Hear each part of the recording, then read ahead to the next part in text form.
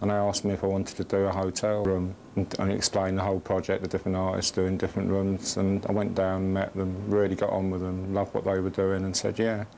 I think it was the fact that I've spent a lot of time over the years in hotels, particularly in Britain, and had really bad experiences, really bad experiences, paid a fortune to be sort of basically treated like dirt. And I just loved the attitude they had. I particularly liked the fact that they were aiming and keeping the prices really reasonable. And I loved the fact that when me and Michael arrived, there was big vans outside and all the old interiors and furniture and trimmings from the hotel were being loaded in the van and given to the homeless in Brighton, which I thought was really good. But I thought with the Pelirocco, I wanted to make it really bright and friendly and cheerful. And I'm sort of sick of I mean, it's bugged me in this country a lot getting pigeonholed because I'm really well known for work I did with the Sex Pistols.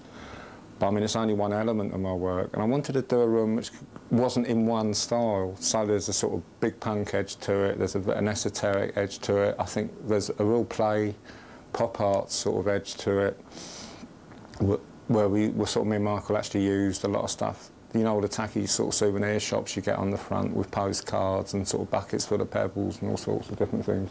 So I was trying to combine a lot of different styles in it, but I wanted it to be really friendly and really bright, but have an edge to it as well. In a funny sort of way, although punk's been so mythologised, it never went away. I mean, I carried on. I mean, I still do a lot of work in that vein and that spirit, which is very political and agitprop, as well as the esoteric stuff, like a whole lot of work I've done right the way through the sort of whole situation with the poll tax, No Clause 28, criminal justice bill. It's tended to be very spontaneous, but I mean, we painted, we took the doors off, did a lot of sort of spill like Jackson Pollock painting on the doors, did a lot of screen printing. We actually reused the furniture that was existing there and sort of painted that and screen printed on it. Found things locally, and it was pretty spontaneous. But I mean, most of the work I tend to do is, it's like with the work we're doing in the strong room. I think it's really important that you can actually make spaces fun and creative and vibrant, whereas most sort of hotels or workspaces or sort of redevelopments that go on tend to be very enslaving.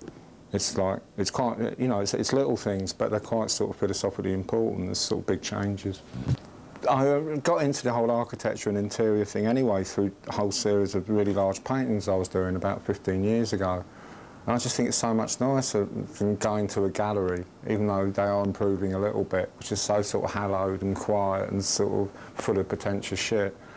And I just think it's so nice to be able to create real living spaces that people actually work in or sort of stay in.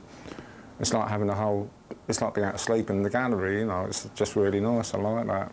It's just moving art out of elite situations and putting them into everyday situations which people can actually experience and enjoy. I think there's a lot of things. There's the humour. I think it's just a place we could lie in bed and sort of look and keep seeing things, and it was sort of stimulating. And no, funnily enough, telling you earlier about the strong room, we had actually booked it to have the sort of Christmas out in there, and I actually ended up staying in my own room, which was quite funny. So I mean, and I quite enjoyed it actually. So I sort of experienced it as a punter as well. So far, the response has been fabulous. From what Mick and Jane are saying, people really love it, and a lot of people want to come back and book it, and they haven't had loads of money to actually spend on the sort of advertising, but they've had really good press responses, and loads of people who stay there recommend it to other people on the word of mouth level. So I mean, you know, it's been really successful.